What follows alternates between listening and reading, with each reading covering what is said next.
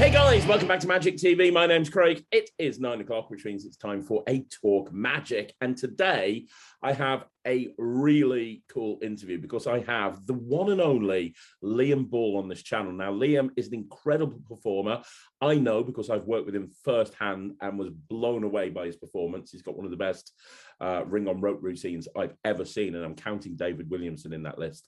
But on top of that, super nice guy, very involved with the Magic Circle in London, the prestigious Magic Circle, but also, not only that, has a side business separate to all of that stuff where he's actually creates leather goods for magicians. And that's one of the reasons I wanted to speak to Liam, because I've seen some of those bits and pieces and they are exceptional. So welcome to the channel, Liam. How you doing, my friend? Hey, I'm good. Yeah, I'm good. Thanks for having me along. It's really great to be here. So yeah, life is good. I'm really excited that you are here. And I've got to say, out of everybody I've interviewed on Talk Magic so far, and I think that's coming up on 200 interviews, there's no one who can touch you when it comes to moustache, really, frankly. I mean, Yes. So it was yeah, the facial hair started as a bit of a rebellious act. I split it with my then girlfriend 6 years ago, and decided I was never going to shave again. Yeah, here we are. It's gone through some iterations. It got a little bit hobo-ish at one point, but pretty much during lockdown, everybody ended up with a full-on beard, especially magicians. Yeah. And like, what's the point in performing?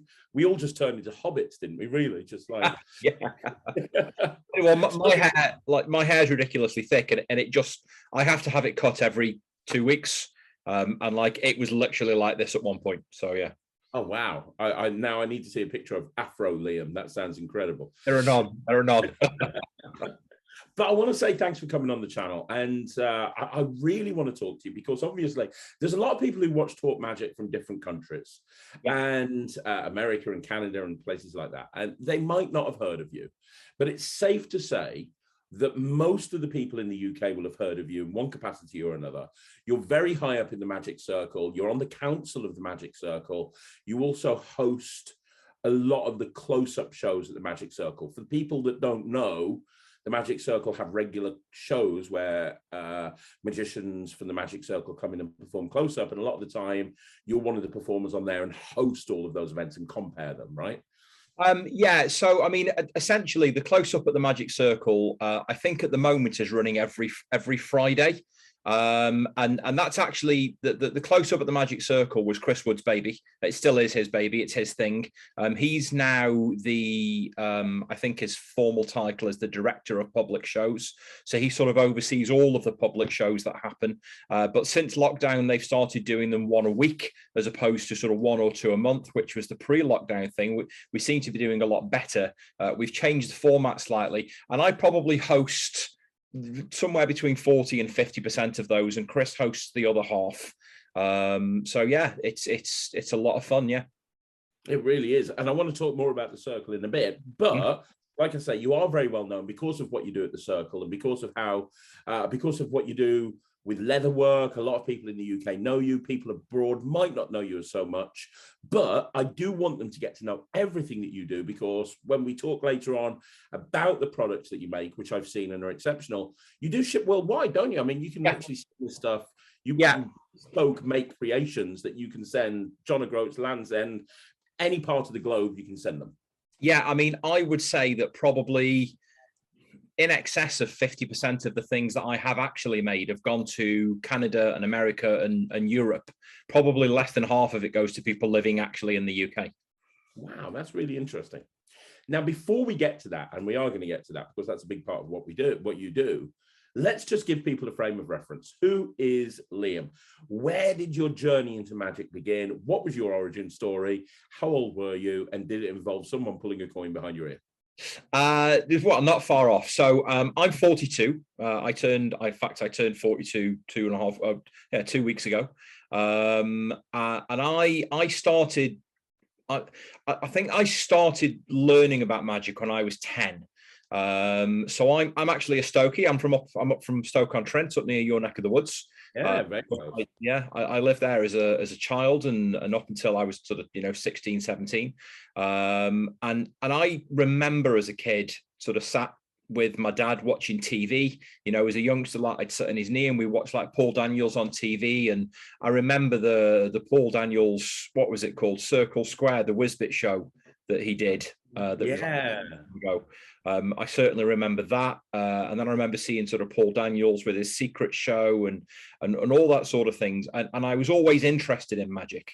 And what got me into it, I think it was a number of things. So my dad was a coach driver. And he used to, in the summer, of course, he was out, sort of Monday to Saturday, every day really, on the bus, sort of driving coaches all over the country on sort of day trips and holidays and that kind of thing. And we didn't have a lot of money when I was younger, so my mum had a full-time job as well. So when I was young and not in school, but too young to stay at home on my own, I'd often end up working with my dad on the bus. And I'd sort of sit there while he drove around all over the place. And I think when I was about 10, he started doing the coaches. And one summer we went up to Blackpool. We were up there 3 or 4 times a week, and we were walking down the promenade one day, and sort of up a side street.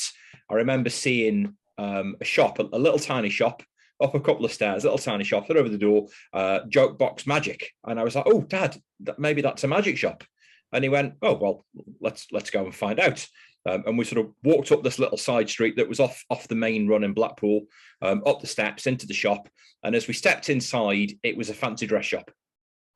Fancy dress everywhere, racks of practical jokes and all sorts of stuff. And I kind of went, oh no, it's a fancy dress shop. And I remember a lady at the back of the shop, she went, "Oh, can we help you?" And I think it was my dad who said, "Oh, it's all right. He's interested in magic." And we just saw the word magic outside and we wondered. And she said, "Oh no, yeah, we've got some magic. Come on, step this way. We've got some at the back." And sort of walked to the back of the shop, and there was a tiny little glass cabinet, I remember, with 4 or 5 tricks in it. And one of them was the invisible deck. And I remember buying the invisible deck there and then. And I remember saying to the chap that was in the shop, "Hey, like I do a little bit of magic and I've got one of these. I had a dynamic coin set." And he said, "Oh gosh, that was my first magic trick. That's the first thing I ever did. And I've got one just there. In fact, this one right here was my first ever dynamic coin set." And we probably spent 20 minutes talking and what have you, probably longer than that actually. And off we went. And then a week later, we went back again. And probably sort of 2 or 3 weeks later, this tiny little glass box became 2 boxes, and then it became a whole display. And probably by the end of that particular summer season, that display was 2 full big displays of magic. And then sort of throughout the course of the year, and we went back again. Next year, it was the back half of the shop was in fact a magic shop, and the front half of the shop was fancy dress and jokes. And over the course of that season, that changed places, and the magic went to the front and all the jokes went to the back. And then the following year, it was a magic shop that sold a couple of jokes and the odd fancy dress thing. And of course, I mean, I don't know if you figured it out yet, but that was actually Mark Mason and Trisha Mason. They became JB Magic. The JB actually stands for Joke Box. Most people aren't old enough to remember that. But yeah, and that was that. And probably for at least 10 years, I was then going to and from Blackpool, obviously sort of 5 or 6 years with my dad until I got to the age of 16. I actually joined the army at 16. But, certainly every time I sort of got home on leave, I'd jump in the car and drive up to Blackpool. But sort of a year or 2 after that, it got to a point where my dad would have a coach full of people and he'd be driving down the prom and he'd stop at a set of lights and the doors would open and I'd jump off and I was gone. Wow. And I'd go to JB Magic and then I'd sit there for the whole day. And he'd park up the coach, he'd get everybody off, he'd come and see me and make sure I was okay. And then he'd walk down the prom and he'd come back and he'd get me for lunch. And he'd drop me back off again, and he'd walk back down the prom and come and get me at the end of the day. And usually by then there was a stack of things on the counter that he would then pay for and part with his money, and off we'd go. And Mark and Trisha essentially looked after me all day long. And that was kind of my origin in magic, if you like. And then kind of going on from there, I joined the army at the age of 16, and I had a fascination with magic at that point. So it went everywhere with me. And I think I was probably 17 or 18 when somebody in the army spotted me, and I got hooked in to do some magic at a sergeant's mess summer ball or Christmas ball or something, and it went from there to there. And then I left the army at 21, and a friend of mine said that if I really wanted to do magic, I had to start doing kids parties. So I reluctantly agreed and I did some kids entertaining, did that for 4 or 5 years. One thing and another, then I ended up doing a few bits. I don't think I've ever fallen out of love with magic, but I certainly got to a point where I stopped learning about magic because I was back up in Stoke again. There isn't really a huge magic scene in the north. I didn't really know what was going on. I joined the Magic Circle, in fact, at the age of, I think I was coming up to 19 when I joined the Magic Circle. Wow. So I was pretty young. In the army, I joined the Mid Essex Magic Society. I joined MEMS when I was in the army. Mike Alderman and I think it was Richard Stevens proposed me and seconded me for the Magic Circle. So I joined the Magic Circle at the age of 19. So that was a long time ago. And that was that. And then really it kind of stagnated. I did some gigs, I did some weddings, but I didn't really do a lot. And then I moved actually into London 5 years ago, well, 5 and a bit years ago now.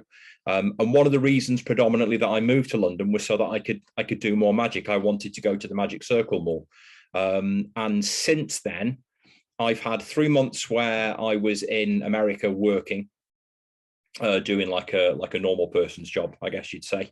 So I was actually out of the country, COVID, and beyond that, I think there's been 1 or 2 other Monday nights where I've not been at the Magic Circle, and literally every other Monday since then I've been there. And it's just one thing and another. I think sort of 18 months after getting to London, I decided to do my AIMC promotion, which I got. And then Chris started getting me in for public shows, and it's just been from strength to strength. So yeah. Amazing. That's fantastic. Well, let's talk about a couple of things. You perform a lot, but you're not full-time at the moment, are you? Yeah, that's right. I mean, I try to perform at pretty much every opportunity that I can. There's an adage that I've heard so many people say is that there's just no substitute for flight time, and it's absolutely true. And I mean, Mark Hesketh Jennings, who's the Magic Circle photographer, is a very good friend of mine. And I think he said to me probably just before COVID, actually, I've watched you performing from when you very first moved to London until now, which was like 3.5 years later, he said, and you weren't a patch on where you were then. Like you're so much better now than you were then. And the 2 big things that changed for me was having more influence in magic, but performing more. And I was performing every sort of 2 or 3 times a month in various places, not really getting a lot out of it, but for the love of performing. So I nearly gave up my job before COVID. I think it was probably December 19 where I thought, I'm kind of in a point now where I've earned a bit of money this season. I've probably got 4 or 5, 6 months worth of money. I could maybe give up my job, maybe try and make a go of it full-time pro. And I think I had a bill in for something. I think it was a car bill or something that kind of knocked me back a bit. And I thought, maybe I'll just recoup that money and give it, so another 4 or 5 months just to make sure that I'm really secure. And then COVID landed, and I was just like, wow, for want of a better phrase, I've been very lucky there. I've managed to sort of stay afloat. I've had a job all the way through COVID, so I've been very, very lucky. And of course, that's now sort of winding down. It's given me again an even sort of bigger opportunity to focus on what it is that I want to do. And I'm adamant that I definitely want to work for myself. I want to go full-time employed, sort of self-employed. I want to be a full-time pro. So it's getting there. It's just a case of sort of pulling all those strings in and tying them in a nice little bow at the end to make sure that it all works out properly. Well, what advice would you give? Because a lot of people ask the question on the channel. I'm new into magic, or I'm a hobbyist, and I don't really get much time to perform. How can I get more flight time? You referred to flight time being really important. Yeah. What's the best way that somebody can get that flight time? I mean, honestly, I think really the only way to do it is to go out and perform. So if you know, if you know friends who are having parties and you're going to go along and you're going to see friends, take some magic with you. I mean, again, I see in some of the magic communities on Facebook people saying about, oh, when I go out, I don't perform, and if people ask me to perform, I tell them that they're not doing their day job, so why should I do mine? And I think magicians that think about magic like that probably need to take a long, hard look at why they're doing magic. I mean, I do it because I love it, and I love how it makes other people feel and how it makes me feel as a result. So I do magic as often as possible, without exception. If I get an opportunity to show somebody a trick, I will show them a trick, no question. And if that means that I go to a friend's house party and I end up doing an impromptu 45-minute show around the dinner table, brilliant. And I think really it's things like that. So I'm also sort of quite a big sort of casual pub goer. I don't drink really. If I go out, I'm on soft drinks and water, but I've got no objection to walking around to my local pub and sitting there with a deck of cards. At some point, somebody's going to say, what are you doing there?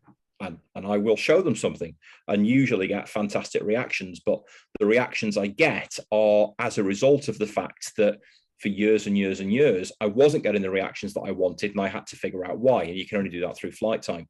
Other ways of doing it maybe are do things like contact local charity events, or look for events that are going on, even if it's a case of, if you're in a place where you've got a local sort of restaurant, or there's a bar or something, turn up and say to them, hey, I'm a magician, I want to learn the skill, can I come here on a Friday night or a Thursday night and work the tables for free? And if I get tips, great. I mean, quite literally anything that you can do that's going to get you flight time will improve your performance more than sitting at home in front of a computer, or reading books, or practicing in front of a mirror, or just doing it for yourself, because real world reactions and real world people will throw up instances of things that you just can't foresee, and you're constantly learning. I mean, like, I went to a wedding fair last week, and while I was there, I was performing a routine that I've done thousands, quite literally thousands and thousands of times, and something happened, and I went, oh, wow. I mean, I've never even thought about that before. So now I know what to do if that happens again. And what happened, quite simply, was the routine went perfectly well, but there was somebody stood behind them who walked up and said, will you do that again? And I needed a reset. And I hadn't done it. And the reset was taking the thing out of something else and putting it in my pocket, so it was there to crack on with it, but I hadn't done it. So now I've started performing with my setup and a redundancy, which is just a thing in a pocket. It's just there, just in case. There really is no substitute for actually performing real magic for real people. That's really good advice. Really, really good advice.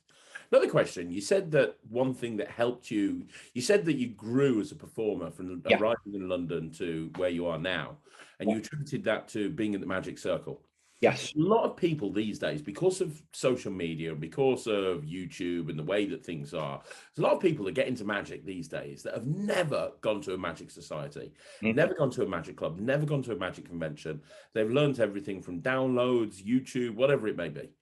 How important is it to be around, I mean, obviously in London, you're lucky you've got the magic circle, but anywhere in the world, there's going to be magic clubs, there's going to be magic societies.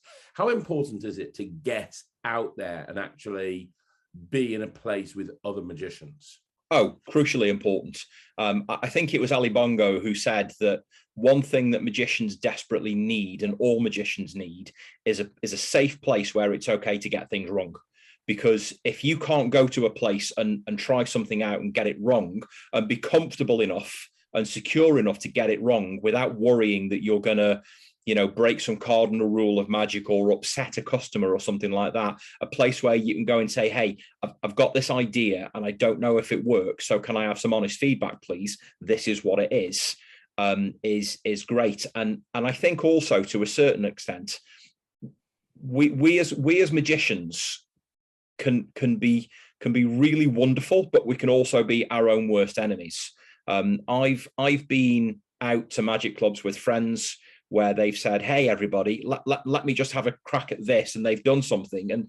And it's been okay. It's not been great. It's been okay. And they've known that it was okay, that it wasn't good. It was just all right. And everybody there goes, oh, that was brilliant. I loved it. That was fantastic. Because I think a lot of magicians won't look at it maybe with that kind of critical eye, and they also won't want to give that feedback. And I think I'm very fortunate. I mean, I'm ex-army, so I've got a pretty thick skin. And I'm used to taking, you know, pretty harsh criticism and feedback.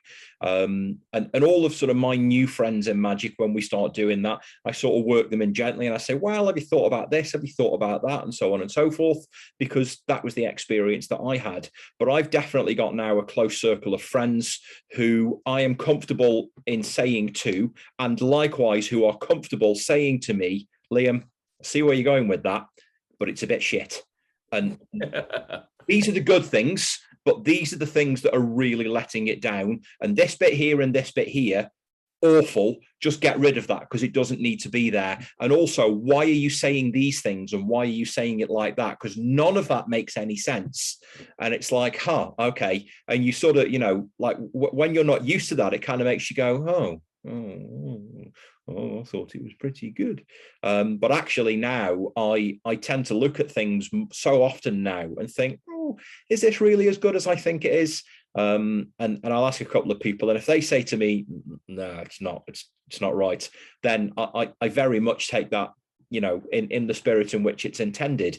And I think probably the only advice that I would give to anybody in that regard is also you have to be prepared to accept everybody's opinion and their harsh criticism of what you're doing.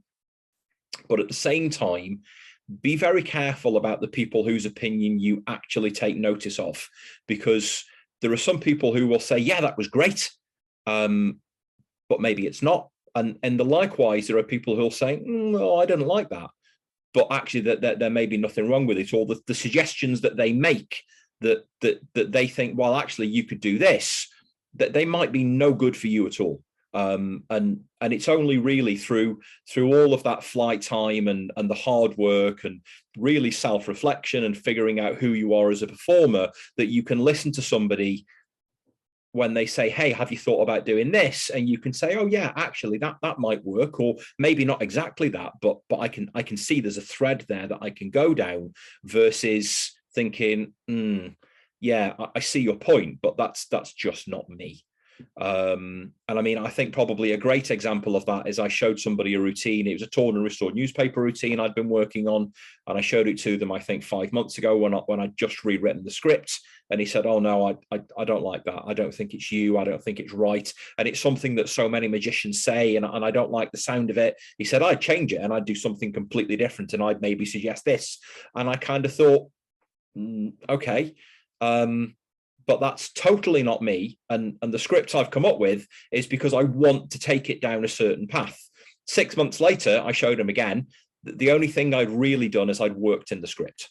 And he went, yeah, brilliant. I really like that. That suits you really well. It works really well. And I thought, well, it's the same script, right? It's the same script. I've just worked it in a little bit. And that's been the big difference. So I think, well, it's really important to have a place to get things wrong, and it's really important to be in a safe environment where you know that people will pick up on what you're doing and pick up on the things that can be better and tell you very directly, because honestly, the more direct people can be with you and the less bullshit and the less drama, just the quicker things will happen.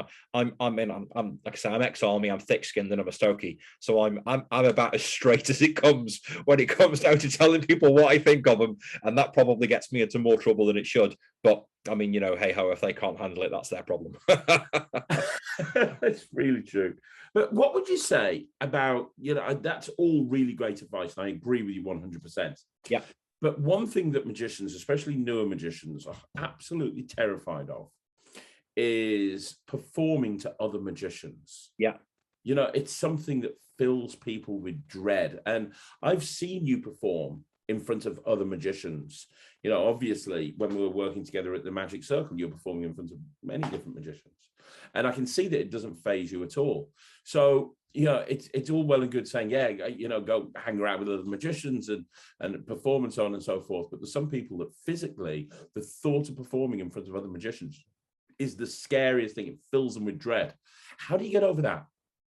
I think it's like anything. I think it's just about taking the plunge. So I mean, I see so many apprentices who come to the Magic Circle, and you know, we'll sort of, hey, come over here and sit down. And people that both that I know from local magic clubs that are just joining as an apprentice, and then people who are completely new. And we certainly try to make the club room a very welcoming environment.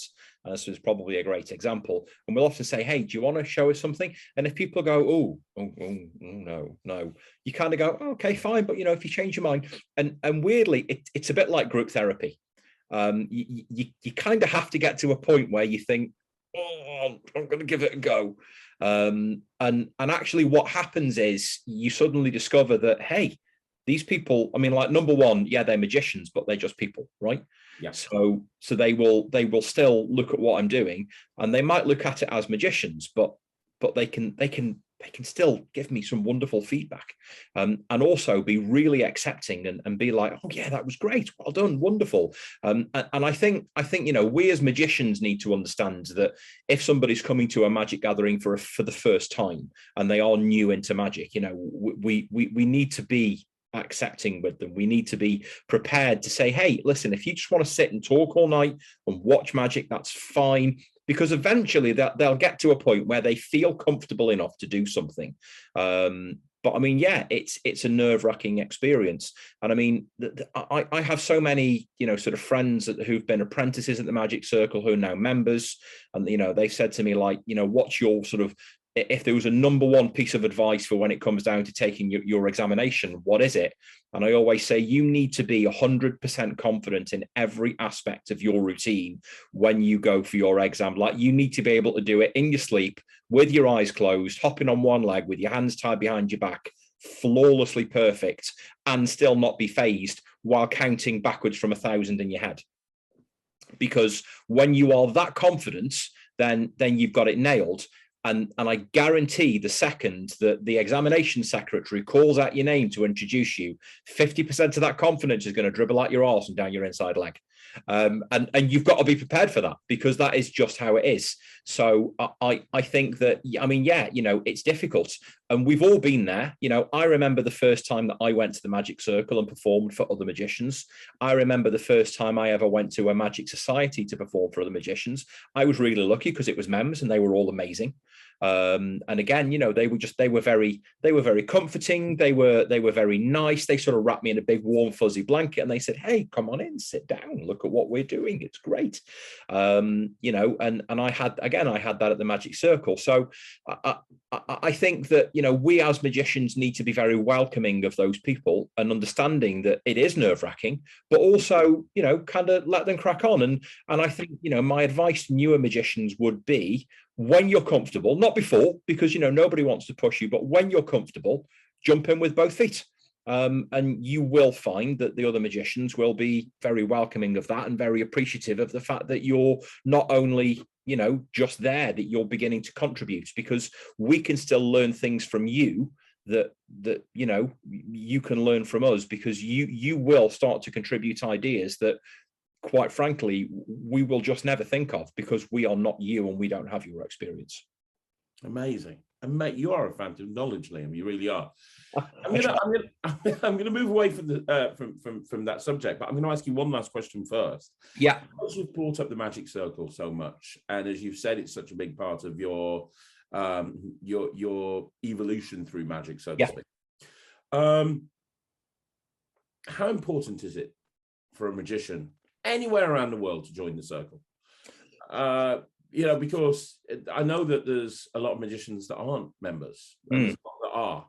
You know, these days, the reason I bring that up is because obviously, especially in the last 2 or 3 years, the walls have broken down in terms of you can now be any. Years ago, there was an argument to say, what's the point of joining the Magic Circle if you don't live in London? You can't go to a convention, blah, blah, blah, blah, blah. These days, there's so much that's happening online with the Magic Circle.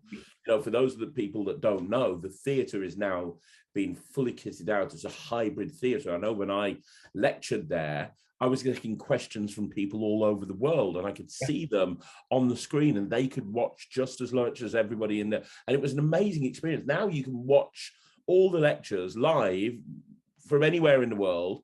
You can partake in after club meetings online that Rodney hosts. There's so much stuff going on. Really now, like I say, the walls have broken down. So how important is it, knowing that geographical location is no longer an issue when it comes to joining the circle? How important is it to join, as opposed to like just either not being in a society or just joining your local society? So I think that's a really complex question. I think it's probably, oh gosh, I'm not sure if I say this. I think it's probably more important for the Magic Circle that people from all over the world join than it is for people all over the world to join the Magic Circle, right? And I say that because, we are, the Magic Circle, I think, proudly states that they are the most prestigious magic society on earth, and they definitely are. As a society, we both promote magic, but we also sort of hold standards, pretty close, and we try to make sure that everything that happens within the Magic Circle is all above board, but also that anybody who is saying that they are a member of the Magic Circle is hitting a particular standard. And I think these are the reasons why it's important for magicians. And the Magic Circle are now starting to speak more about that, and they're trying to make it more public knowledge that, hey, we're not some sort of clandestine society that does sort of virginal sacrifices every Monday night in the basement. We're a group of people, but we try to promote the art of magic as much as possible. And the only way that can happen is with magicians. And I think certainly for me, I love the Magic Circle with everything. I absolutely do. And for a whole bunch of reasons. But predominantly, the reason that I'm a member of the Magic Circle is to give what I have to the magic community. And I think that's the real important thing, because long after I'm gone, I want to be able to, sort of close my eyes for the last time and think, do you know what? I made a difference, and magically I made a difference to people and to magicians who will take the things that I have thought or said or looked at or done or touched and give them to other people, and that some of those things possibly couldn't have happened without my intervention, and that the Magic Circle was a big part of that, and that I was a big part of it. But yeah, you're right. Certainly, as a result of COVID, we've definitely, sort of kicked down the door, so to speak, in terms of making it more accessible. So, we do have the hybrid meetings every week now, all the lectures. It used to be the case that if you wanted to watch a lecture at the Circle, you had to go to the Circle. And then they started streaming them, but they were still all in the theatre. And I think now it's kind of 50-50. Half of them are actually online on Zoom, and then half of them are actually in the theatre. So it gives us the opportunity to say, hey, Mr. I don't know, amazing American magician who lives in the deep south of America, who's got no interest in getting on a plane for 12 hours to come and lecture in a small London theatre. But, do you mind giving us a lecture tomorrow afternoon? And they can say, absolutely, I'll set up my laptop and I'll turn the lights on, and let's go to town, and it's fantastic. So there's definitely that. It's funny actually you say it, because I remember, ironically, when I was in the army, so back in, oh gosh, when was it now? So I joined the army in 96. In the year 2000, so 22 years ago, I went to Kosovo on a 6-month tour of Kosovo. And while I was out there, I was determined to learn the Symphony of the Rings, Divernon Symphony of the Rings.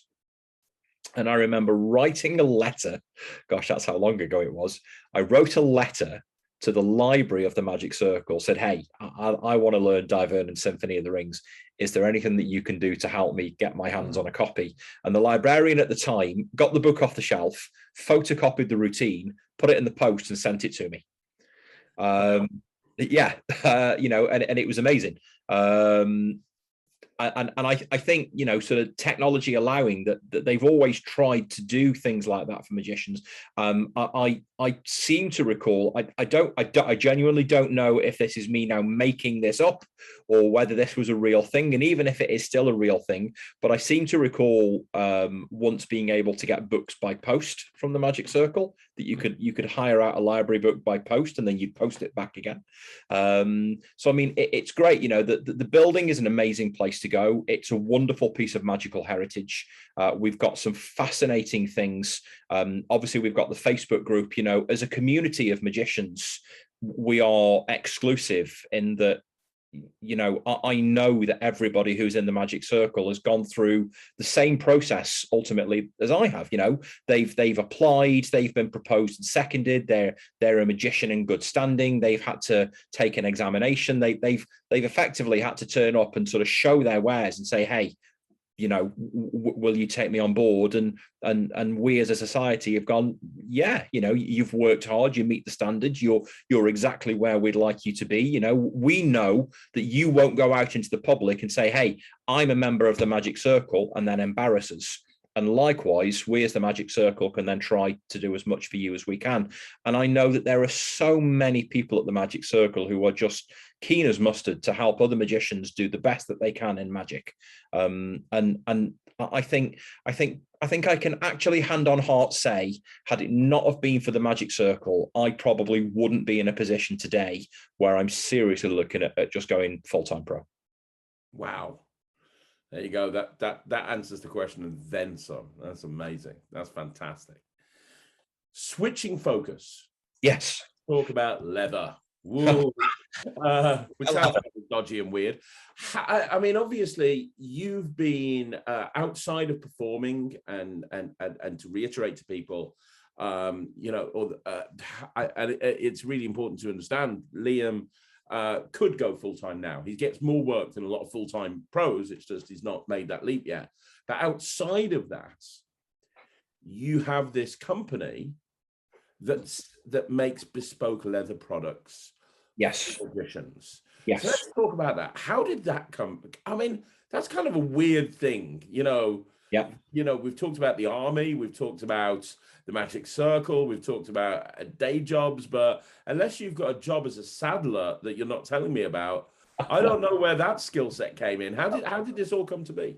So, gosh, you know, it reminds me actually of a patter line that I use in one of my effects. What's the first skill in life that you can ever you can remember ever learning? And the first skill in life that I ever learned was actually how to sew. So as a child, my mum used to make curtains. She was a curtain seamstress. And my mum taught me as a youngster how to sew. I remember at the age of 6 asking for a sewing machine for Christmas and getting one. In actual fact, as I sit here right now, I put my hand out here, it's on a sewing machine. And if I put my hand here, it's on a sewing machine. I've literally got sewing machines on my desk right here, but I don't use them for leather at all. So that's a really important piece of information, because all of my life I've been able to sew. When I was in the army, I was the only person in my platoon who was actually able to sew things. So all the lads would come to me and they'd be like, "No, bro, what can I do? I've got a parade in the morning." And I'd be like, "Right, leave it there. I'll fix it in a while." And I was, and all my life, in fact, I don't know, I can probably count on the fingers of one hand, excluding my mum, how many people that I actually know that can sew really well, just by hand or with a machine or anything like that. So yeah, there definitely aren't many of them. So that's a really key piece of information. So how did it all come about? So the very quick answer is absolutely unintentionally and completely by accident. I bought 6 years ago or so, on eBay, I bought an old Doctor's Gladstone bag to carry my props in, because I was tired of buying bags or cases or briefcases that just didn't suit my need. And I knew what I wanted, and it turned out it was an old Doctor's Gladstone bag. So I bought one on eBay. And I think I bought it at the time for 20 quid. And the listing said that, you know, it had been in somebody's cellar for 10 years and it had probably belonged to somebody's grandfather back in the, you know, 60s when he was at work and something or other. And when I got this thing, it was lovely. It was a brown leather Gladstone bag, but it was a bit of a state. All the brass on it was old and tarnished. All the leather was brittle, and at some point it had been sat in a puddle of water, and sort of water had sort of tracked up the side of the bag, and there was a horrible dirty grey water stain. There was a bit of mold on it, and all things like that. And I probably spent a couple of weeks, sort of cleaning it down and polishing all the brass and getting all the grime out of it, and sort of making it, as good as I could, feeding the leather and polishing it and all sorts of things. And I noticed also that some of the seams are broken, and I wasn't fussed about that. I just bought some wax thread and I stitched them up again, and that was that. And I used that as a prop bag to carry my stuff around for 4 years. And it was October 19. Every few months or so, something on the bag would break. A seam would rip, or a stitch would come off, and I'd be like, oh, okay. And I'd sort of take it home, and I'd sort of pull out all the little bits of cotton and sort of clean it all up, and then I'd restitch it again. And I think I was either walking from a gig or to a gig, and I sort of lifted the bag out of the car, and one of the seams all the way across the top ripped. And I was like, oh, man, oh, okay, never mind. And I went to the gig and came home. And when I came home and I sort of opened it up to clean it, it ripped more and more and more. And I began to realize that actually what was happening was the leather was rotting. So the leather was coming apart at the seams now. It wasn't even the stitching that was ripped, because all the stitching was brand new. The leather was actually coming out from the stitching. And I just thought, oh gosh, I need another bag. That's it. It's to the point now where I can't fix it anymore. I need a new bag. So I started looking for a new bag. I went to eBay. I couldn't find one, and all the ones that I could find were in a worse condition than the one I actually had. I looked around. I couldn't find one. I tried to find a couple of leather shops in London. I went to see if it was something they did, and it just wasn't. And somebody said to me, well, you could probably have one bespoke made, but it would probably cost you, in the tune of somewhere between £600 and £800. And at the time I thought, well, I mean, I could probably do that, but I'd rather not spend that much money on a bag, certainly at the moment. And I can't remember the defining moment, but the thought process that entered my head was something along the lines of, well, I mean, I can sew, and it's leather, which is kind of like fabric.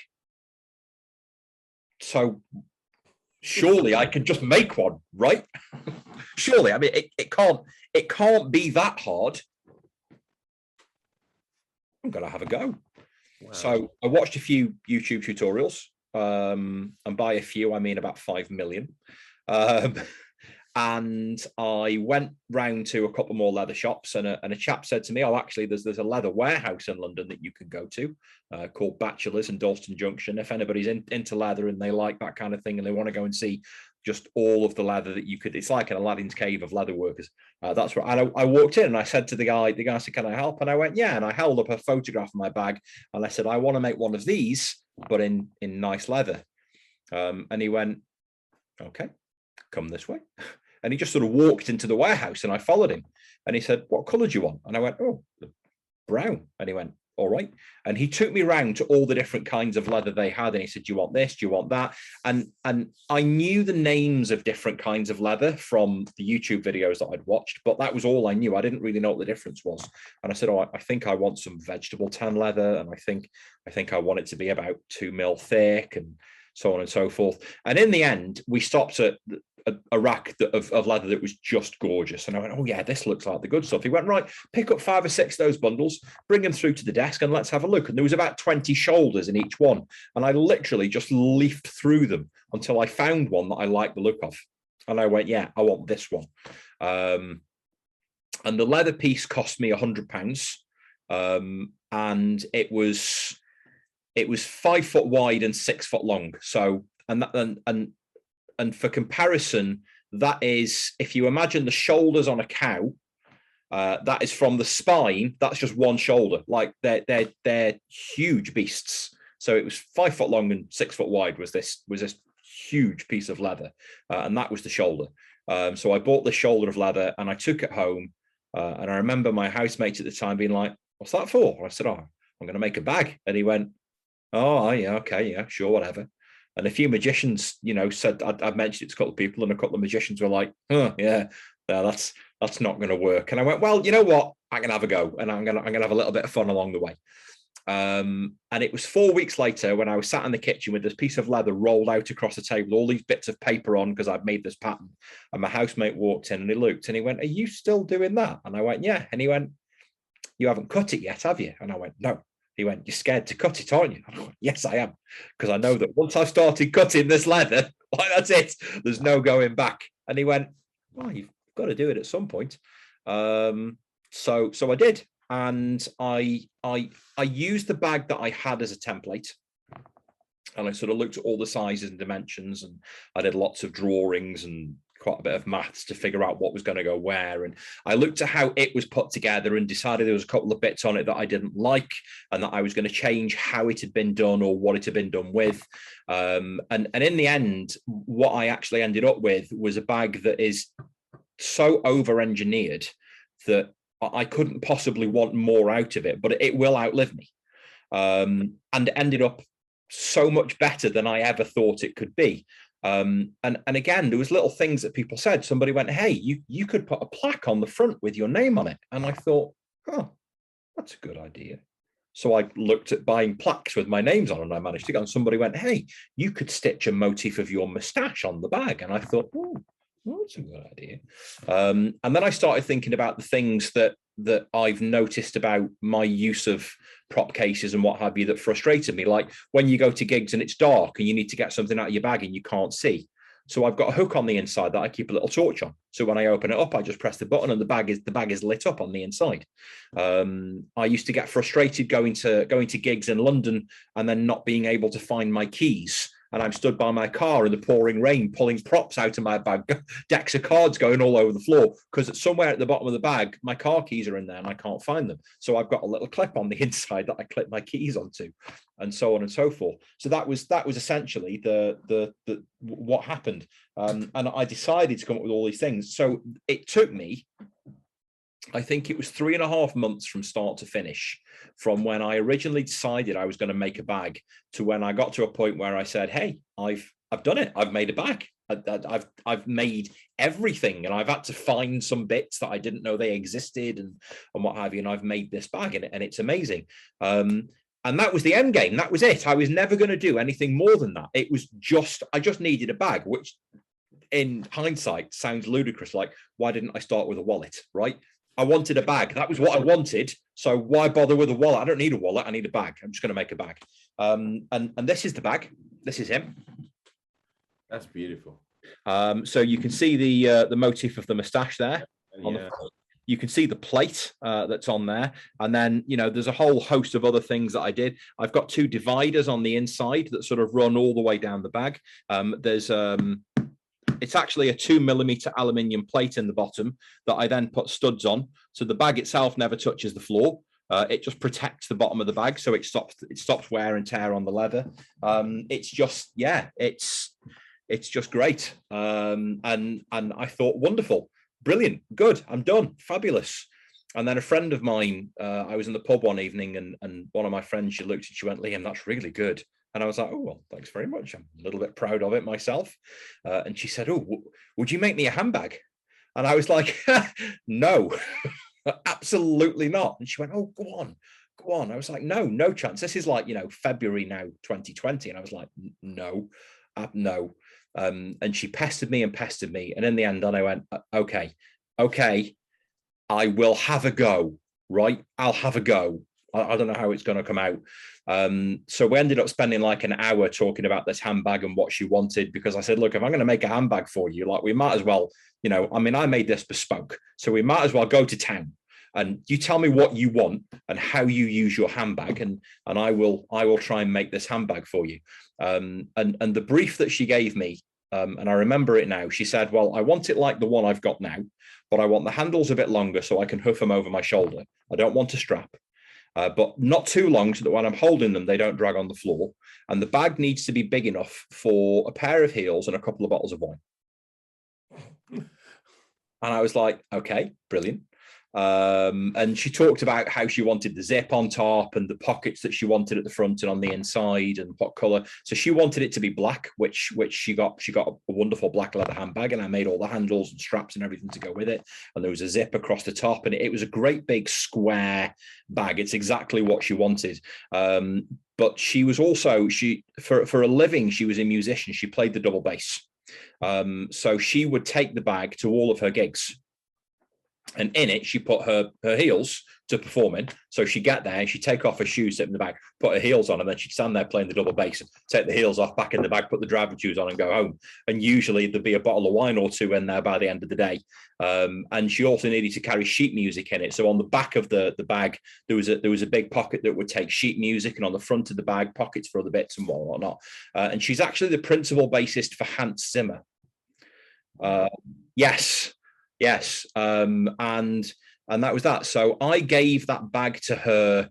It was just at the end of lockdown, because when lockdown happened, I was waiting for parts to come that were being made in an Italian factory that closed down for 4 months because of lockdown. So I couldn't get them. So it was sort of August 2020 when I gave her the bag.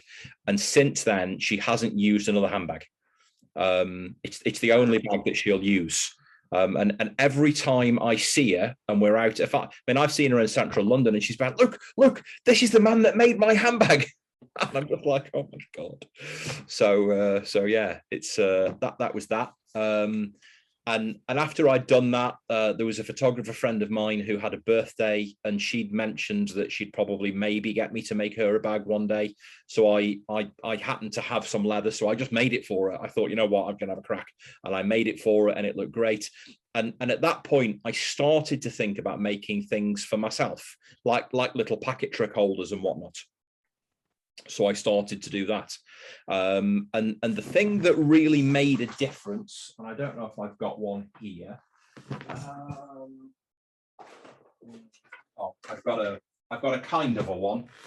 So Peter Nardi contacted me. I think it was somewhere around about, when was it now? It was somewhere around about November 2020, and he said, "Hey Liam, I'm on the verge of releasing a new trick. And I really want a leather wallet for it.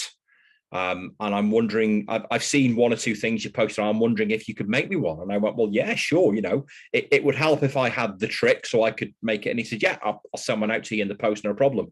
So he sent me a version of what we now know as the collector. And I put together this leather wallet, and I sort of posted it back to him. And this is essentially a version of what the wallet was. It's a slightly different one, but this is essentially what it was. This is something I made for myself afterwards. And Peter said to me at the time, "Yeah, this is great. Could you make me a few if I was able to sell some?" And I said, "Well, I mean, like, how many are we talking, you know, when you say a few?" Because I'm reasonably new at this, and, you know, I've got a full-time job. I don't have, you know, sort of oodles and oodles of time.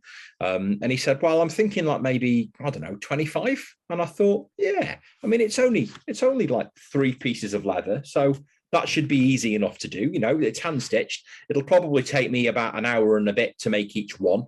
Yeah, I can probably do 25. And he said, "Okay, great." And it was about 2 days later, he called me and he said, "Actually, can I have 50?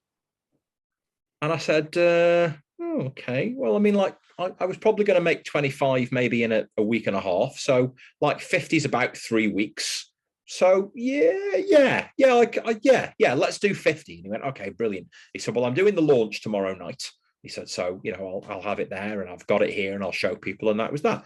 And I remember watching the live launch, and he talked about it. And of course, he said, "I've also got this wonderful leather. It's made by Liam," and Liam's in the room. And I was kind of people. He said, "And this is what it is, and this is this much, and this was that much." And the wallet itself actually cost as much as the trick.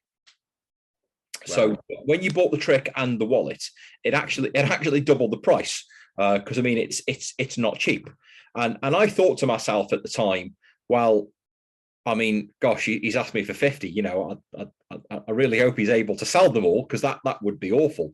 45 minutes later, the live launch finished, and Peter messaged me immediately, and he said, "I've sold 48 of the wallets already. Can I increase my order to 100? And I was just like, oh my God. And I just thought at that point, I mean, at this point, I didn't even have the leather. You know, I hadn't even ordered the leather at this stage. And I was like, well, I can't say no. And I was like, yeah, okay, sure. Yeah. All right, then fine. 100. Great. And that weekend I had plans to be away with some friends, and I went away on the Thursday night and I was with my friends. And I remember on Friday afternoon, he messaged me again and he said, I'm up to 94. What would you like me to do? And my response was, I'd like you to stop selling fucking wallets. And in the end, we increased the order to 150. I mean, it took me the better part of 3 months to get them all made. You know, we increased the order to 150, and he had 150. And I think in total, with a few extras that have sort of come along after that, I think in total I've made close to 175 of those. Wow. And that was just, and then on the back of that, I had people contacting me from everywhere, asking me for so many things that I couldn't have even thought of. And it just went nuts, really. And that was that. So yeah. Wow. Yeah. Incredible. That's amazing. And talk us through some of your range. Because so you don't really have a range as such, because you bespoke what people want, and you literally make anything. But I know the standard stuff that people ask for again and again. Yeah, so I mean, like some of the standard things that I've made, as for instance, I've got deck holders. This will hold a regular deck of poker size cards. Now it's, I think I made this. I mean, I knew Jerry O'Connell when I was younger. And Jerry was a lovely guy. In fact, my everyday carry wallet, which is this one here, is a Jerry O'Connell original. I carry this every day. I bought this at the Magic Circle convention in 2005, and this has been my everyday carry every day since then. So, you know, this is nearly 20 years old now, and it's still in fantastic condition. It's a large JR. So the JR range is phenomenal. Yeah. So I think somebody asked me a few months ago about a deck holder, so I made this. And I mean, like, you know, obviously Prop Dog do the Jerry O'Connell range, and their stuff is great. I think the big difference between what I offer and some of the more standard stuff out there is that everything I do is bespoke. So, you know, if somebody says to me, hey, can I have a deck holder, but can I please have it pink? Sure, I can do that. Or I'd like it green, no problem. Or in fact, can I have it green in the middle and blue around the edges, fading from Absolutely. In fact, can I have it purple with bubbles on it? Yes, no problem. So I've had some sort of pretty interesting things, and also I can make them any size. This is a poker deck holder. I can make this for parlor cards. And I think I'm the only person that I know that does and has made leather deck cases for parlor cards. So that's one that's pretty common. And of course, I'm asked for things like having it with a belt loop on. So I make them with belt loops as well. So it's the exact same thing, but this one comes with a belt loop, so it'll hang on your belt. In terms of other things that I make, I've got, oh, here we go. Here's a good example. So just standard packet trick holders. Oh, they're nice. Yeah, this is like a regular packet trick holder. So I made one of these for the first time. I can't remember when. And then somebody said to me, hey, can you make one with extra pockets? And I thought, well, gosh, I mean, can I? Well, I mean, it's probably possible. So I figured out a way of making them with both 3 pockets and 4 pockets. And that's simply by putting pockets on the back. So then they have pockets on the inside of pockets on the back. So you can have that with just 1 on the back or 2 on the back. So you can have it with 3 or 4 pockets. And again, I will make those in both parlor size cards. And something that caught me out, of course, is that Alakazam do the pro size cards, which are not parlor cards. They're a different size. So I do almost everything that I do is available in parlor size, poker size, and pro size. So, you know, and anything like that can be made. All I really need is the sizes of the cards. And again, I can make something like that with the extra pockets on. I've done that. I've been asked for packet trick holders that will hold 15 cards in each side. Like these will hold 4 or 5 usually. But somebody said, hey, I want to put 15 cards in each side. And I was like, oh, can I do that? Well, yeah, I had a little gusset in along the so I sort of figured that out. A lot of the things that I've made have been because I've wanted them. So I bought TCC put out I also have an absolute fascination with puzzles. So I've got over here on a box, I've got a huge stack of wooden puzzles. I've loved them for years and years. And TCC put out a wonderful sort of impossible puzzle effect. It's like the 3D thing, where you sort of put it on the table, and when you put it together, it makes the box, and then you add a piece and it makes it again, then you add another piece, and then it fits back in the box that it came out of originally, even with the extra bits in, which is great. But of course, the Perspex box it comes in, which is gorgeous, is part of the trick. So I thought, well, that's great, but I don't want to throw that in my close-up case where it's going to get knackered. And also, where are the extra bits going to go? Because they've got to go somewhere, right? So what I then made was this box. I made a box to go in. I lined it with suede so that it was nice and it wouldn't sort of scratch the thing. And where the back of the button is here is actually underneath the suede, so it'll be covered. And it's actually bigger than the box itself, as you can see there, because the extra pieces will fit down here. So when it's in my case, it all just sort of fits in there, and I'm able then to just sort of pull this out and put it on the table, and take out the box and then leave it on the table, where I can then retrieve one of the extra pieces and then another extra piece, and then of course it all goes back in on the inside, but that just keeps it nice. So that was something that I made for me, but it was then a thing that people went, oh, I like that, I'd like one. So I've made a whole bunch of those. Oh, that's another one. I make double deck holders. So this will actually hold 2 decks of cards as opposed to just 1 deck of cards, if you are so inclined. And again, I can make those any size. What's this one? Oh, okay. So this is, I've got a number of things that I'm really quite proud of. So I was messaged by a lovely chap, Phil McLeod, who said to me, hey, I've got a whole bunch of mentalism stuff and I want leather cases for all of it. Can you do that? To which my response was, well, I mean, I can, but Phil, that sounds expensive. And he went, well, yes, it does, but I want it anyway. And he sent me a really gorgeous trick, which is called Frozen in Time 2, that's been re-released by Lars Peter Lauer in Sweden. I don't know if you know the effect. Yes, I reviewed it on the show. It's beautiful. Yeah. So essentially, this is it. Really gorgeous. Obviously, you know how it works, you know the workings of it, and I'm not going to talk about that here, but essentially this is it. And what he wanted was a leather case for this to go in, where you could still see the clock face even when it was on the inside of the case when it was open, but with this on the inside that you could then hand to somebody else. So what I came up with was this. And again, it's lined in a gorgeous sort of lamb suede, but when this fits on the inside, like so, you can see it here. But of course, when it's closed, this is there.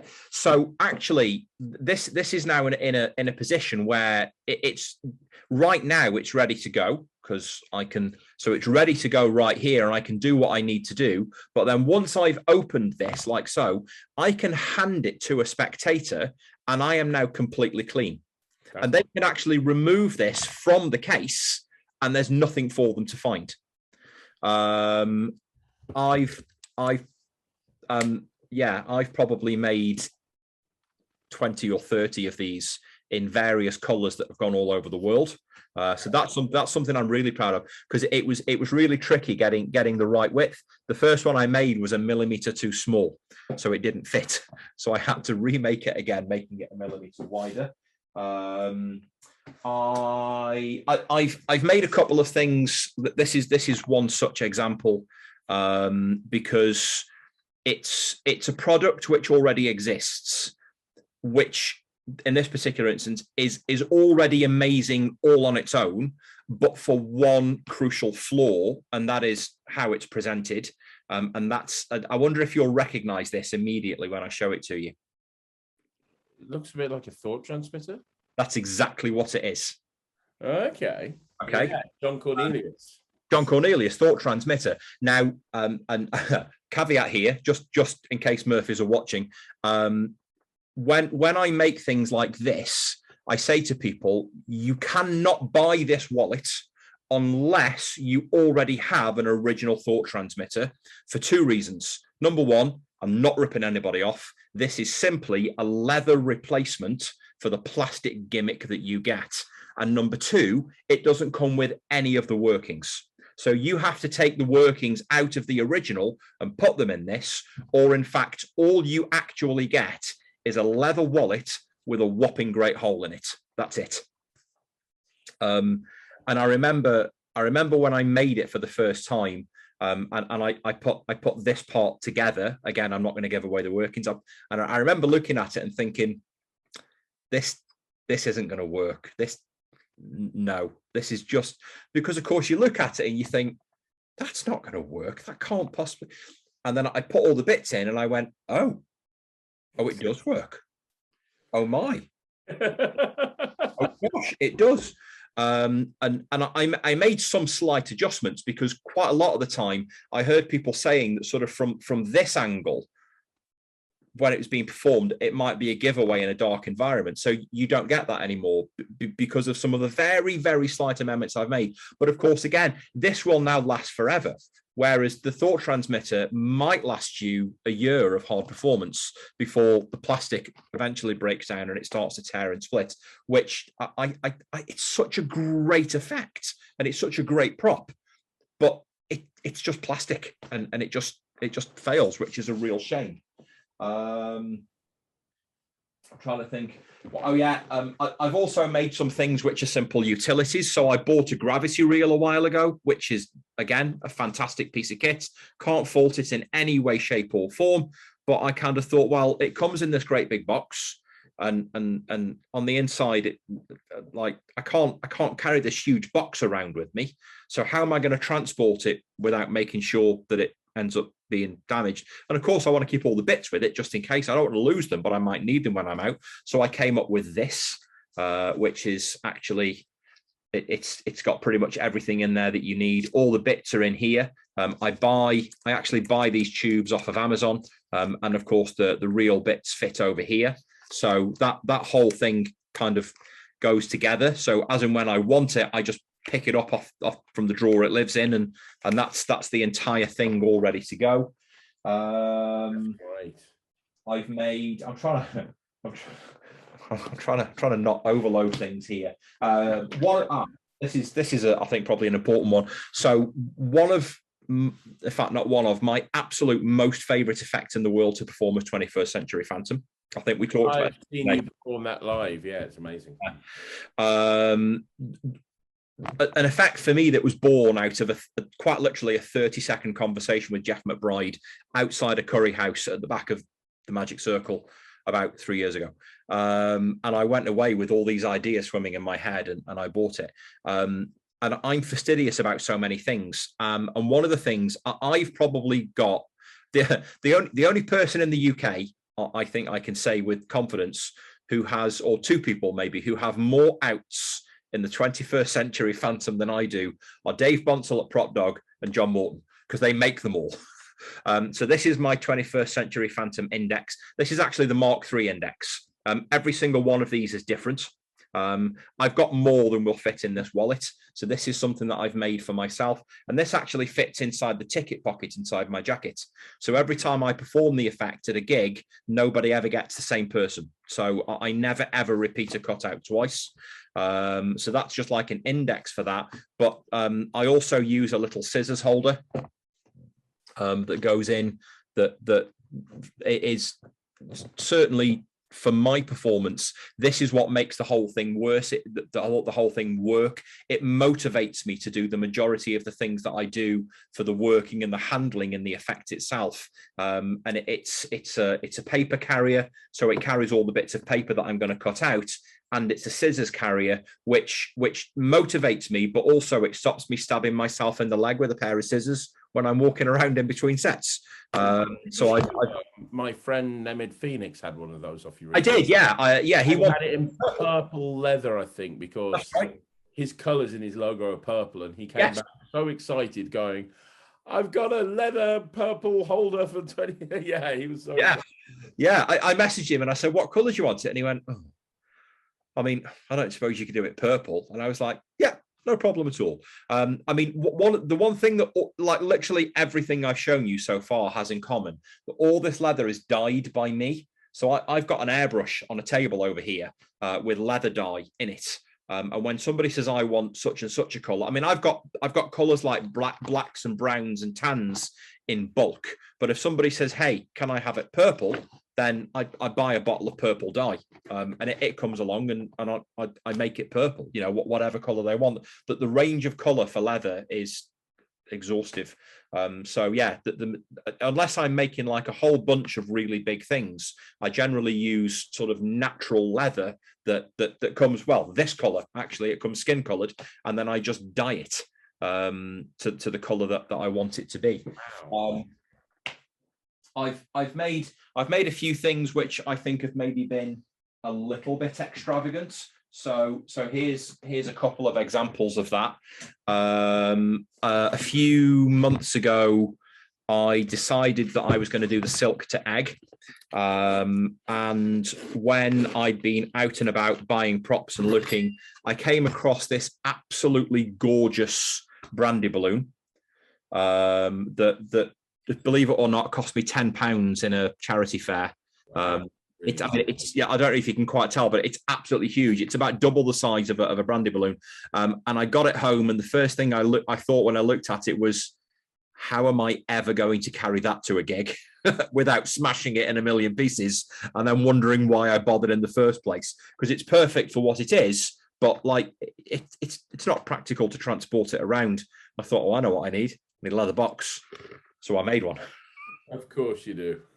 And you know, the whole idea is that the brandy balloon sits in the box, and the leather around the outside is double skinned, and it just, you know, it's reinforced a little bit at the bottom. There's 3 layers at the bottom, 3 layers at the top. There's a little thing on there, and I thought, perfect. Now, whenever I want to do it, I just pick it up, I put it in my box, and there it goes. And that's everything. Wow. And everything I need for the silk to egg is in there. I've got the handkerchiefs, the egg, the glass, the whole shebang. That's all in there. A couple of weeks after that, I was getting frustrated by having my chop cup, which lives in my close-up case generally, rolling around with all the chop cup balls all over the place and the final loads all over the place. And I thought, I know what I need. A leather holder. Oh, it's actually the same thing. It's just a different size. So it's the exact same case, just a different size. So I made this, which quite comfortably holds my 2 final loads and my chop cup, and of course all the balls on the inside. So that was, you know, that's been another great thing. So now as and when I go to a gig and I want to do the chop cup, I just pick it up and stick it in the bag and off I go. And I try to make sure that all the materials that I use are really good quality. So like, I only use metal brass zips on things because they will just last a lifetime unless they're, you know, sort of punished and what have you, and things like that, you know, sort of top quality leather, top quality thread. And I mean, I've learned so much. Like, you'll see so many things that say genuine leather. Well, in order for something to be genuine leather, it can be the lowest grade of leather that you can possibly get, but still be genuine leather. And that, you know, it might even be reconstituted leather, but still be genuine leather. Whereas everything here is actual, you know, this comes as a solid piece. It's been tanned and straight from a tannery. So it's all sort of top quality, even the thread that I use for the leather, because, and another thing as well, because there's so much and I get so excited. Well, every single one of these items has been stitched by hand and made by hand. There's like no machinery that goes into making any of this.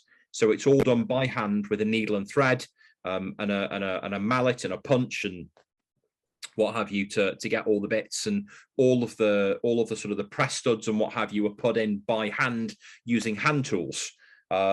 So yeah, and then it just, you know, one thing and another. I've ended up making things for myself like notebooks, because I thought, hey, I want a nice notebook. So I've made myself notebooks. I've made dozens and dozens of notebooks for people. I got bored one day, so I made a wrap for my Kindle, because why not? Like, I had a Kindle case and it was getting grotty. So I made a cover for my Kindle to go in. This is actually a really exciting thing to show you. So Michael Sturl, who is a phenomenal guy from Germany, great magician, specializes in sort of sharps and cons and the three shell game, and I've sort of been in contact with him for the whole bunch of things over the years. Sent me a message a few months ago and he said, hey, would you be able to make some leather cases for the three shell game? And I was like, well, sure. It's always my answer. Yeah, sure. I don't necessarily know how I'm going to do it when I say yes, but I know it can be done. That reminds me. I was like, yeah, sure. And he said, okay, I'm going to send you a set of shells. Would you please make some stuff for them? And I went, yeah, okay, sure. So what he actually sent out to me was this, an absolutely gorgeous set of shells and peas and a shot glass. He sells this as a set on his site. And I mean, it's like, this particular set is not a cheap set. He sells sets that are much more cost effective than this. And he also sells this exact same set, I think, for about 4 times the price, made out of solid silver. So, you know, some absolutely fantastic stuff. And he said, I want like a couple of things, but so that I can put them on my belt. He said, and then, you know, he said, what I can do then, he said, is I can tell people what I've got and where it came from, and then if people want it, they can come to you. And I thought, well, yeah, that's absolutely fabulous. So the first thing that I actually made was this, which is something that I've been using, because actually when I got this, it inspired me to learn the three shell game, which I've actually been able to learn and use at the Magic Circle. So I made this, and this is simply designed for the whole thing to go into, with a pop stud on the front. This one is actually the prototype that I made 3 months ago, and I still have it. But there's a belt loop on the back, so you can put it on your belt if you want to, and it'll just sit there. So that was the first thing that I made. And as I was sort of chatting to him and talking through his brief, I figured that he wanted something that was maybe even a little bit more bespoke than that. So I kind of did a bit of head scratching. I went to the drawing board. So this is the second thing that I came up with. So again, there's a belt loop here on the back. And what this quite simply will do is hold the glass in place. But it's just got the elastic onto it. If you take this off and it's under your coat, it'll just fold flat, and it's not going to be a great big bulky thing. But this is designed just to hold the glass, so that when you're walking around and it's just the glass in here, it won't rattle like the shells do on the inside. But then, of course, I needed something to put the shells in. And what I then came up with was this. This is like a little shell holder. And what I've done here is each of these little elastic straps, you can just sort of pop the shells under. Oh gosh, I dropped that one. So you can sort of pop the shells under here. So they will then hold in place. That's great. Which will then, of course, fold around, and it sort of turns into like a little wallet almost, if you like, for your shells to go into. But he also wanted for this to be belt mounted, and I was really keen not to have this particular thing belt mounted, because then it becomes a real faff getting the shells in and out. So I wanted you to be able to lift this out and open it and take the shells out. So what I then made was a belt mount, which then goes on the belt. So this will feed onto the belt back here. And this, ironically, this is based on a chocolate bar holder. So I was in Prop Dog a few months ago, bumped into a guy and he said, hey, could you make me like a chocolate bar holder that goes on my belt? Because I do Kieran Johnson's cod chocolate bar. And I was like, yeah, sure. So I made it with like 4 loops, and he put a crunchy in each one, and he wears it on his belt so they don't melt in his pocket, and he knows Hearts Club's down. Yeah. He just pulls one out and cracks on. So I base that on that. So this will then fit on the belt, and it'll be nice and secure there. But this whole thing will then just sort of feed in there, and it'll just sit there on the belt until you want it, and then you can reach behind and pull it out, and then unwrap the shells from it, and so on and so forth. So a lot of the things that I'm asked to do, I kind of have to sit down and go, how am I going to do this? How am I going to make this together? And sort of coming up with the idea is one thing, and then like designing the thing itself is another. And I've got some, sort of relatively expensive software programs that I use for that, but the whole thing has just become a labor of love, really. And sort of doing more and more and more things, and yeah, just getting to a point where I've got hundreds and hundreds of patterns that I've made and saved, and all sorts of things. I mean, again, and please feel free to stop me anytime you like. No, I'm fascinated with this. This whole thing is fascinating. So one of the projects that I've recently looked at sort of magically, I wanted to do more with the linking rings. So I've started looking around at all the resources that are out there on linking rings. And Axel Hecklau has recently released a linking ring tutorial. And it's like, I think it's like 4 hours long or something. And it's, he's done what I refer to as the Axel Hecklau thing, where he talks about every feasible possible aspect of the linking rings, from the kinds of rings, the size of rings, where you get them from, what you do with them, what the effect is, just everything, even down to the how do you walk on with them, walk off with them, store them, carry them, and present them. Very thorough, yeah. And he talked about how the bag for the linking rings is a really important thing, because it has to go with your character and also fit with what you're doing, and so on and so forth. And I really took that to heart, and I really thought about it, and I thought, well, me as the gentleman magician, but also as a leather worker, somebody who can make a lovely leather bag, what am I going to carry my linking rings in? And I was really lucky to buy, or not to buy, but to be gifted by the very good magician friend of mine, an absolutely gorgeous set, a really heavy set of linking rings. And I thought, well, like an absolutely beautiful set of rings needs an absolutely beautiful bag. So this is what I made.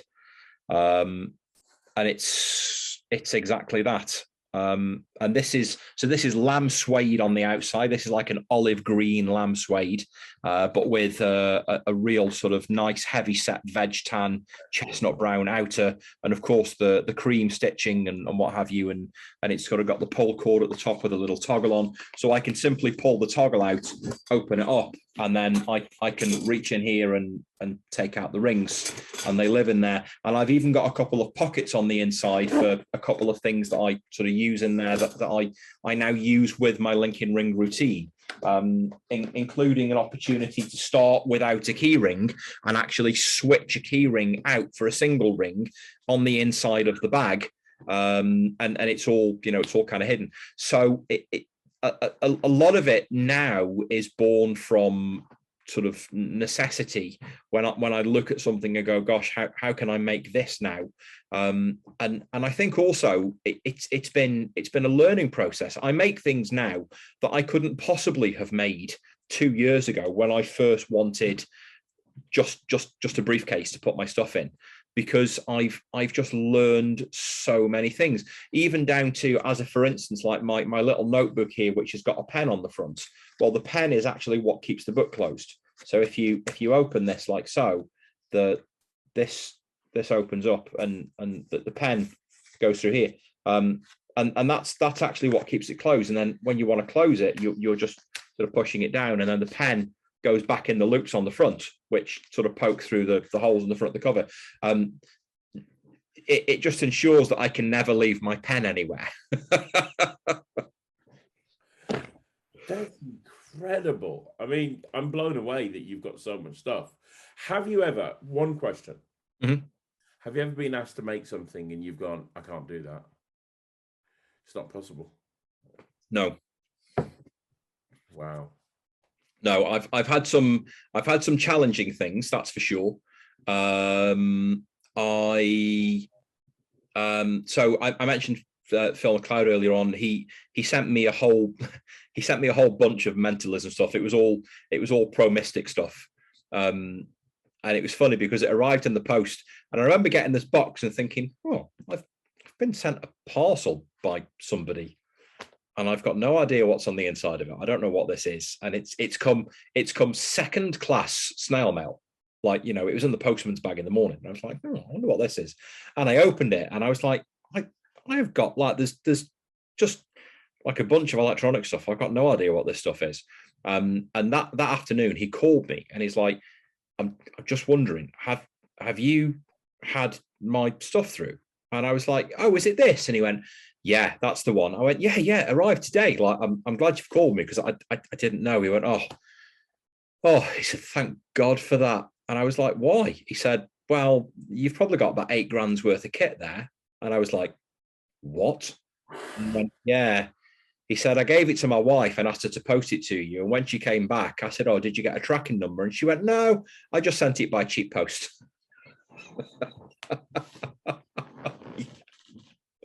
He said, and I was just like, ah! Like, if that goes missing, just 8 grand down the drain.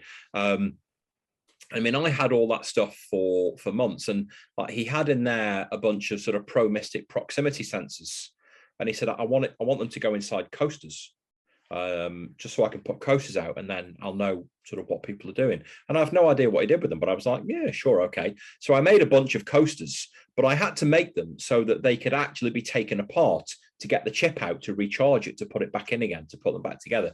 And I remember when I said to him, I said, listen, like, you know, I've made it, but I'm going to apologize now, because each one of these coasters has got 10 screws around the outside that you're going to have to undo in order to get this thing out, to then screw it all back together again. And he went, no. He said, that's fine, because people will look at that and think, there's no way he's undoing all those screws every time he wants to pull whatever it is out of this. So it must just be a lump of leather.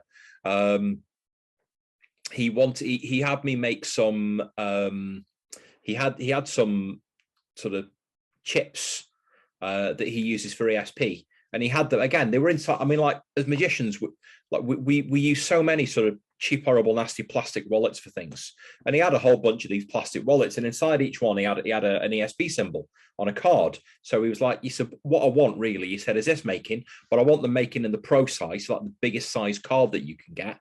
He said, so I could put the ESP symbol on one side, and then on the other side, I want a window on that as well. So maybe I can put sort of cards and pictures and all sorts in there, and then I can show them whichever side I want. And I was like, well, okay, sure, that's doable.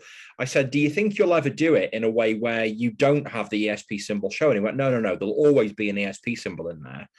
Right. And I said, well, in that case, instead of making it a window with the card in, what I could make is I could just have it as a flat piece of leather, but I could stamp into that leather the ESP symbol, so that when they open it, it's not just a card with the picture on it, it's actually stamped in to the leather, it's relief into the leather, so it can never ever be changed, but they'll always know it's there. And actually underneath that particular piece was probably 8 mil thick, no, maybe 6 mil thick, and the middle piece was I don't know if I'm using the right terminology for it is now, but I used it as a boot to put the chip in, because the chip is a really thin piece of plastic, but the electronics on it sort of sit proud of that. But they're about 1.5 millimeters thick. So what I did was I took a piece of leather and I actually took a photo of it, I uploaded to software, and I cut out in the leather the shape of where the electronics go. Right. So you could slide them in and it would actually kind of lock into place on the inside, but you could take it out to charge it, so that when you pick it up, you actually can't tell that there's something inside the leather. It just feels like a piece of leather. So I made sort of all sorts and little sort of cases for some of the gizmos that he had, and all sorts of things like that. I mean, to give you an idea of the relief, there we go. Oh gosh, that's another. I mean, some of the things I've made have just been silly. I bought a gorgeous set of color changing pen knives, and they came in a horrible, nasty plastic leather case. I thought, I'm not having that, so I made myself a nice leather one, because I thought, yeah, that'll do wonderfully. So Steve Cook released an effect through Alakazam a while ago called Swindle, with the 2 little tins, and fantastic effect. And I remember sort of looking at it, and I think I was chatting to I think it was Harry Nardi, and I said, oh, I've got an idea, I might be able to make this out of leather. you know, so that I can, you know, sort of use it that way. And Harry was like, yeah, that'd look great. I'd love to see that. And, you know, and I thought, well, it's definitely, it's going to be for me. It's what I'm going to use. You know, I'm not selling Steve Cook's effects by any stretch of imagination. So what I came up with was this. But instead of having a sticker on the back, I just stamped into the back Switch wallets because it just made more sense. And Steve Cook actually saw this and said, hey, can I have some of those? And I was like, well, I mean, it's your effect, so I'm not going to say no. You know, you can. And then he sort of showed a few people, and one thing and another, and you know, sort of, I've ended up doing that. And again, I've definitely got this sort of feeling of I'm definitely not trying to step on anybody's toes. So it's the same thing with this, with like the Thought Transmitter wallet, is that I mean, I will make these for people, but you have to have already bought the original effect from Alakazam in order to do it. Because number one, I'm not selling it with instructions, but number two, like this is somebody's thing, and you have to have already bought that and invested in that and like it enough to want to buy like what is effectively an add-on. I definitely just won't. I just won't make. There's some things that I just won't make for people out of a moral principle. You know, and some things also that would be silly. I had a bloke, I think about 6 months ago, say, hey, will you make me a JOL Plus wallet? And I was like, well, why? Because you can buy one from PropDog. And he went, yeah, but I'd love a handmade one. And I went, well, I mean, okay, so first things first, on the proviso that I asked Dave, and Dave says that he's okay with that. And if he wants me to pay him any commission for doing so, I will. And then you'll have to pay that and so on and so forth. Like the base price of that wallet's going to be about 250 quid. At which point he went, but it's only 90 from PropDog. And I went, yes, it is. So go buy one from there, because it's going to take me 2 days to make it. So yeah, there's been some interesting conversations around things like that. Wow, that's amazing. It's a good job you're such an ethical person. That's brilliant. Yeah, I mean, I think you know, in a culture like ours, ethics are super important. You know, I'm very hot on making sure that I'm trying to be as ethical as possible to the community. I don't want to piss people off. You know, I don't want to step on anybody's toes. And at the same time, I want Magic to be good for everyone. So you know, I will, within certain terms, make anything for anybody, as long as I'm not doing something which I think, hang on, that's a little bit, you know, it's a little bit questionable. And I mean, I'm trying to think if there's anything that sort of caught me by surprise. I can't think there is. I've tried to stay pretty clued up on things like that as much as possible. And I mean, in truth, I don't really make any Magic wallets. Like, you know, I don't make any sort of card to wallet things or things like that. And I mean, I've been asked for plenty, and I don't not make those things from an ethical perspective. Just quite simply, it's been done. Like that. I think in all the time I think I've been doing it now, I've had 2 people come to me with what I would consider to be sort of original sort of stand up. Oh yeah, this is probably not a thing that exists anywhere. One of them was Steve Dalla, came up with a cracking idea for a wallet, but in the end, it just turned out that to have me make it just wouldn't be cost effective. But a great idea, you know. And then the other one was a chap who wanted a hip pocket wallet with an envelope in it, which to the best of my knowledge doesn't exist anywhere. And he wanted some other peaks and bits, and he came up with a great idea to combine several things in a wallet that, I mean, certainly I've never seen or heard of. But when I said, well, hey, no, I can do it, but you know, it's going to be X, and he went, oh gosh, there was definitely a pause where he was like, oh shit, I didn't realize that. And I mean, that might still happen, but you know, I think one of the things that I started out by saying to people at the very, very beginning, like, hey, I can make this for you, but it's not going to be cheap. It's going to be expensive. And I think probably one of the biggest differences now is that I just don't say that. you know, I tell people what the price is. Gosh, I was out somewhere. I was making something the other week, and a friend of mine said to me, "Hey, could you make me a handbag?" And I went, "Yeah, sure, I can make you a handbag." And she went, "Oh, I think I'd love that. I'd like this and that." And she said, "How much would that be?" And I said, "Oh, it'll probably be about 700 quid." And she looked at me and she went, "That's a lot of money." And I went, "Yes, it is." I'm not making the handbag. So, you know, and she said, "Well, I'm not paying £700 to have a handbag made." And I looked and I just went, "Okay, that's fine." Because I've you know, very much in the sense that I try to be as ethical as possible. I also value my own time and expertise to make sure that I'm not undercutting myself. There's a chap that I've been working with, another magician who makes some wonderful things out of leather. In fact, there's a couple of people who I know that make some really lovely stuff out of leather, both inside and outside of magic. And one conversation that I've definitely had a couple of times with people is when they said, "Hey, I've made this thing. What do you think?" I say, "That's great." And they say, "What do you think I should sell it for?" And I say, "Well, okay, how long did it take to make, and how much were the bits that you made it with?" And they say, "Well, it was this long and I spent this much." And I say, "Okay." And like, for instance, there was a thing and I said, "Well, you should probably sell that for about £55. At which point he went, "Nope, nobody's going to pay £55 for that." And I said, "Why not?" He said, "Well, because of what it is. Nobody will pay £55 for that." And I said, "Okay. So," and he said, "Well, I can't sell it for £55. I said, "Then I would strongly recommend that you don't make it and don't sell it, because otherwise you're robbing yourself of money. You know, like you're underselling something which has a value based on the time and expertise and labor that you've put into it, and you're selling it for less than that. And the only person who's benefiting is the person who's buying it. And you're slogging your guts out, making loads and loads of these things, and at the end of it saying, but I've got no money because I haven't earned anything from making these things." Well, don't make them. Yeah.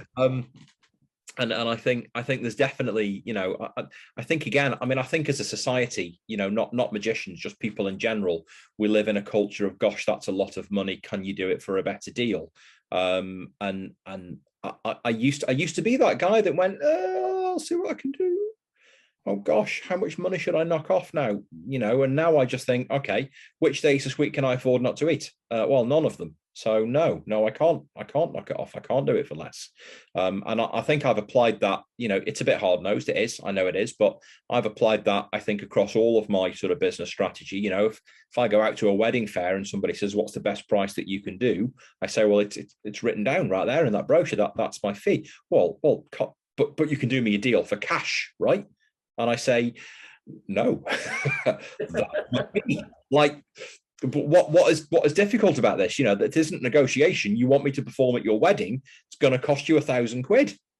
That's like, if you don't want me, that's okay, because somebody else will book me for that day. Just in the same way that if you don't want to pay me £85 to make this thing for you, that's okay. I'm not going to lose any sleep over that, because, you know, that's fine. If you don't want to pay that much money for it, that's okay. I'm not going to hate you for it, and you're not going to hate me for it. But somebody will pay me to make something, and yeah, it is hard nosed and it is a bit brash. And this is not my saying, but I share the sentiment. Your ability to afford this thing does not change its intrinsic value. Just because you can't afford it doesn't mean it's not worth that much money. Yeah. And therefore, you know, if you want this thing, it's going to cost this much money, or you either need to find a different way of making it that will be cheaper, or go somewhere else that it will be cheaper to make, because I can't do it for that much. And I think it's just about having that sort of integrity and respect amongst ourselves and for each other that will further everything about magic and the world in general, I think.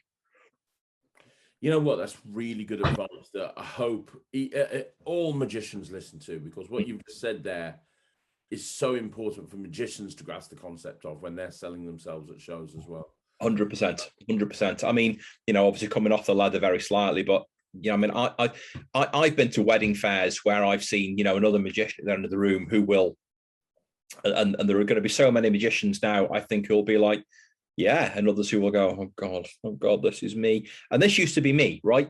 You turn up with a little table on a tripod and a roller banner and a deck of cards and a bag full of tricks, and you stand there all day. And when the wedding fair closes, the roller banner comes down, you pick your bag up, and you're the first person out of the venue, right? And you're saying, yeah, for 2 hours at your wedding, it's 500 quid, and I will start at 4 and I will finish at 6, and that's that. And that's not service. You know, that's not what we are. That's not service. And also, you know, I've seen it where people are going, yeah, I'll do your wedding for 200 quid. Sure. Yeah, no problem. Like that's not value. We feel like we live in a competitive market against each other, and we don't, you know. I'm very fond of the concept that a rising tide raises all boats. And if magicians everywhere put their prices up, people will still buy us. We will have to intrinsically get better. Like, you know, the fact that you are a good magician when somebody pays you anything to be at their wedding is a given. So it doesn't matter whether they're paying you £200 or £2,000. They expect you to be good at what you do. I think a lot of magicians can learn from the concept of learning the value that we add to things, and then, you know, sort of charging better prices to make the art that we all share and love more respected. Because a lot of the reason why people won't pay £1,000 for a magician is because they can walk around the corner and get it for 200 quid, and in their mind they think it's the same deal, and it's not. That's really, to be honest, I really hope that every single magician that listens to this interview, it's been a great interview, but I really hope that they take that point. Because that's one of the most important points that you've made. Yeah. Let me ask you one more question. Well, two more questions, actually. The first question is, you've told us all about the wonderful leather work that you do. Yeah. And you'll bespoke anything and you'll make anything. Yeah. How do people reach out to you for that? So I decided 18 months ago, I'm going to build a website. And I went straight out and bought a website name. My business name for Leatherwork is The Gentleman Leathersmith. I ran straight out and bought a website. So far, that's as far as I've gotten. I haven't hosted that website. I haven't built that website because I haven't had time. I almost exclusively sell everything through my Facebook page, which is The Gentleman Leathersmith. And it's at The Gentleman Leathersmith on Facebook. I've got galleries on there of pretty much everything that I've ever made, unless I've made like multiples of that thing. You know, I've got galleries on there of pretty much everything. They're all numbered. And, you know, people often say, hey, I've seen, you know, gallery 16, or, you know, that is this, can you make one of those, or can you make that, and so on and so forth. But predominantly everything goes through Facebook. And so people can go onto Facebook, they can find The Gentleman Leathersmith, they can send me a message on. I'm looking at it right now. Yeah. Brilliant, yeah. And what I will say is, I mean, I'm also on Facebook as Liam Ball, and as Liam Ball Wedding Magician and Liam Ball Gentleman Magician. And I've had sort of some people that I know in the magic community who message me directly. And I mean, like, you can do that if you want to ask me a general question. But honestly, if you've got like a leather question, or you want to buy something leather-wise, the best thing to do is message me on the leather page, because I'm a lot more fastidious in keeping those messages in order. Whereas when I get a message in like my personal profile, like within half an hour, it's been buried by hundreds of other messages from other folks about other things or whatnot. Whereas on the page, I check those sort of messages every sort of few hours. So I will always see new messages when they come in. So definitely on Facebook at The Gentleman Leathersmith. I've also got an Instagram page, which is The Gentleman Leathersmith, and they are linked. So if you message me on Instagram, again, I'll respond, because that comes through to my Facebook Messenger as well, because they're all tied in together. So yeah, Instagram and Facebook really are the best places to not only sort of see what I do and what I've done, but also to message me and ask me questions and that kind of thing. Yeah. That's amazing. I'm just flicking through now all the different stuff that you do. I'm just looking at your ankle straps. Do you know what? That was a really fascinating project. Scott Penrose. It looks to me like they're ankle straps for a Wakeland sawing in half. That's exactly what they are. And not just any Wakeland sawing in half. Those ankle straps have been around the ankles of Debbie McGee. So yeah, Scott Penrose called me and he said, "Hey, I've got the weightless soaring and half, and I've got the ankle straps, and the original ones have got 2 D rings at the top, and they were locked up with a padlock." He said, and I think that's silly. What I really want is a buckle, so that they can thread it through like a belt buckle on there. Can you make that? And I went, well, yeah, sure, no problem. So he gave me the original. And when I looked and I thought, you know what, I could convert this to a buckle, but I really don't want to, because this is a piece of history. And I can hear historians crying in the background thinking, gosh, he's destroyed this thing. So actually what I ended up doing was remaking the entire thing. I made an exact and identical replica, but out of brand new fresh leather. Made it to the same size as the original exactly, but then put buckles on it with straps, so that when they put the it was a young lady they were using at the time in, and they put her ankles in, it was just a case of feeding the buckle through and locking her in to make sure that it was nice. And then I think it was about 2 weeks later that the chap who was using the illusion then broke the buckle on the neck strap. So Scott brought that over to me in an emergency to get it fixed, and I had that done in 12 hours and back with him again. So yeah, that's amazing. That's amazing. Wow, Liam, you've done so much. I've got one last question for you, and the final question is, what's next? Obviously, you've talked about a desire to go pro. You're definitely in a situation where you're getting enough work. But I mean, your leather business is doing great. You've got so many amazing customers that are coming over to you all the time, asking you to do stuff for them. You're on the council of the Magic Circle. You host their live close-up events. I mean, life is good. You've done an awful lot. Is there anything left on your magical bucket list outside of turning pro that you want to achieve in the coming weeks, months, and years? I'm at the moment, I think I'm focused on that so much. I haven't really thought about it. I mean, at the moment, I'm kind of focusing magically on the things that I know I definitely want to do, and right now that's weddings and corporate events, and I'm focusing real hard on the wedding stuff right now, because that's going to be, I mean, that's a huge thing again after COVID, and the sort of corporate events will follow, but I'm just going to apply the same terminology and thought process to that. I think really it is that, you know, I want to. I mean, I moved to London 5 years ago in a really bad place. I moved to London for a whole bunch of reasons, and they've all turned into good things. And since then, life has just gone from strength to strength. And I think really I just want to keep doing more of the same. You know, I mean, I love magic. I love people that do magic. I love seeing people teaching magic.